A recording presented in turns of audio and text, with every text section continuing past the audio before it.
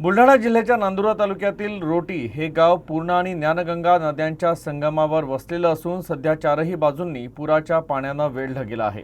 गावाच्या उत्तर दिशेला पूर्णा नदी तर दक्षिण दिशेला ज्ञानगंगा नदी वाहत असल्यानं गावाचा शुक्रवारी रात्री उशिरापर्यंत नांदुरा तालुक्याशी संपर्क तुटलेला होता।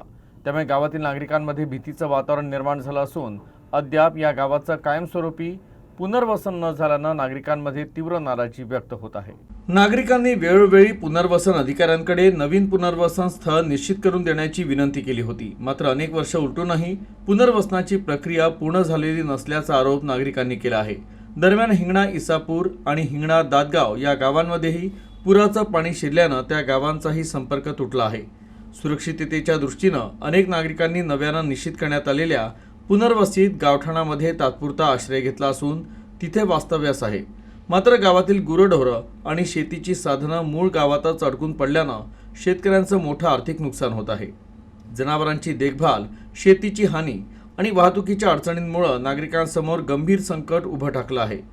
पुनर्वसित ठिकाणी स्थलांतरण करून घरांचं बांधकाम सुरू करण्यासाठी शासनाकडून देण्यात येणारं पायाभरणीसाठी 1 लाख रुपये आणि वाहतूक भत्ता 50,000 रुपये असे एकूण 1.5 लाख रुपयांचे अनुदान तातडीनं वितरित करावं अशी मागणी नागरिकांनी केली आहे। शासनाकडून हे अनुदान मंजूर असूनही त्याचं वितरण करण्यात दिरंगाई होत असल्याचा आरोप नागरिकांनी केला।